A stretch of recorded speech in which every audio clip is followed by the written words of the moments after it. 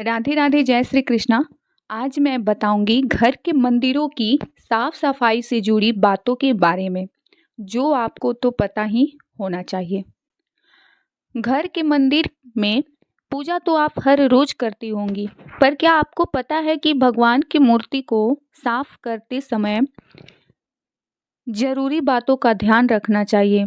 अगर आपको इस सवाल का जवाब नहीं पता है तो हम आपको बताएंगे कि वह कौन सी बातें हैं जो आपको भगवान की मूर्ति को साफ करते समय ध्यान रखनी चाहिए।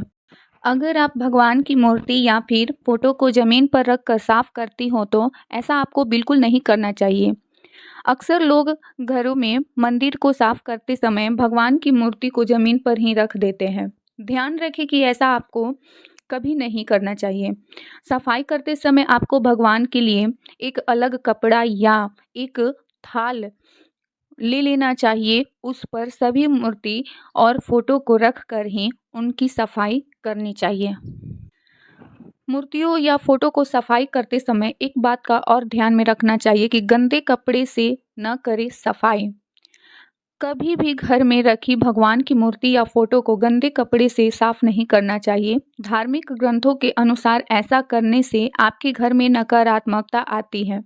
इस बात का भी ध्यान रखें कि गंदे कपड़े से घर के मंदिर या फिर पूजा घर में उपयोग किया जाने वाला बर्तन को भी साफ नहीं करना चाहिए, क्योंकि हमेशा एक साफ कपड़े से ही मंदिर की सफाई करनी चाहिए और बर्तन को भी। अभी तो मैं सिर्फ मूर्ति और फोटो को साफ करने के बारे में बता रही हूँ। आगे वीडियो में बताऊंगी कि घर के मंदिर को किस दिन साफ करना सबसे उत्तम होता है, और भी कुछ महत्वपूर्ण बातें जो मैं आगे के वीडियो में बताऊंगी। चलिए जानते हैं कि भगवान की मूर्ति को कैसे साफ करें। मैं यहाँ पे मूर्ति की बात कर रही हूँ, न कि फोटो की बात कर रही हूँ। तो सबसे पहले नींबू के रस और बेकिंग सोडा को मिक्स करके पेस्ट तैयार करें। अब उसमें सूती के कपड़े को भिगो लें और मूर्ति को ज़्यादा नहीं, हल्के हल्के रगड़कर साफ कर लें। 20 मिनट इसे ऐसे ही छोड़ने के बाद साफ पानी से मूर्ति को धोकर अच्छे से पोंछ लें। इस बात का भी ध्यान रखना चाहिए कि मंदिर की सफाई किस दिन या किस वार को करनी चाहिए। वास्तुशास्त्र के अनुसार मंदिर की सफाई रोज करने के बजाय शनिवार के दिन सफाई का काम करना चाहिए। शनिवार को पूजा घर की सफाई करने से सभी कष्ट दूर हो जाते हैं। एक बात का और ध्यान रखना चाहिए कि रात में सफाई नहीं करनी चाहिए। रात में सफाई क्यों नहीं करनी चाहिए, आइए जानते हैं। रात की सफाई को लेकर के ये सिर्फ पूजा घर पे ही लागू नहीं करता है, हमारे पूरे घर पर भी ये बातें लागू करता है कि हमें रात में सफाई नहीं करना चाहिए घर के किसी भी कोने को। इससे व्यक्ति के बीमार होने की संभावना काफ़ी बढ़ जाती है और इस वजह से रात के साफ सफाई करने के लिए मना किया जाता है। पुराणों में कहा गया है कि माता लक्ष्मी साफ सुथरी जगहों पर ही निवास करती हैं। ऐसे में घर में गंदगी होने पर परिवार के लोगों को धन की कमी से जूझना पड़ता है, लेकिन सफाई रात में नहीं दिन में करना चाहिए।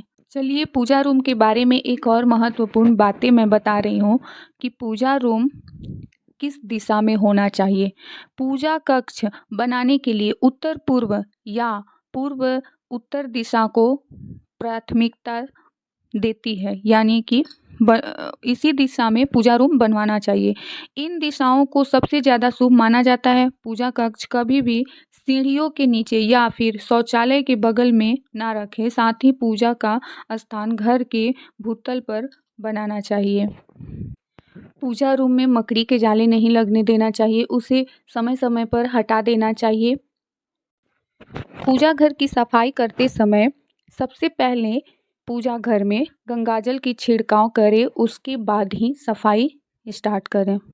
मंदिर को साफ करने के बाद हमें उसे मंदिर में सुगंधित चीज़ का उपयोग ज़रूर करना चाहिए, जैसे कि सेंट, अगरबत्ती या धूप बत्ती, जो भी घर में अवेलेबल हो, मौजूद हो, उसे हमें ज़रूर उपयोग करना चाहिए। और मंदिर की साफ़ सफाई करने का हमारे जीवन पर भी बहुत असर पड़ता है। आपकी कुंडली चाहे कितनी भी खराब हो, रोजाना मंदिर में झाड़ू लगाने से और साफ सफाई करने से सुख समृद्धि मानसिक शांति की प्राप्ति होती है।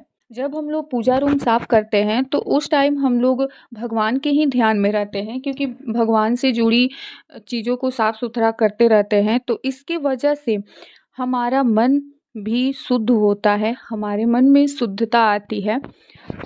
इसी के साथ यह वीडियो समाप्त होता है। तो एक बार आप लोग ज़रूर कमेंट करके बताइएगा ये वीडियो कैसा लगा, और मिलते हैं अगले वीडियो में। तब तक के लिए राधे राधे, जय श्री कृष्णा।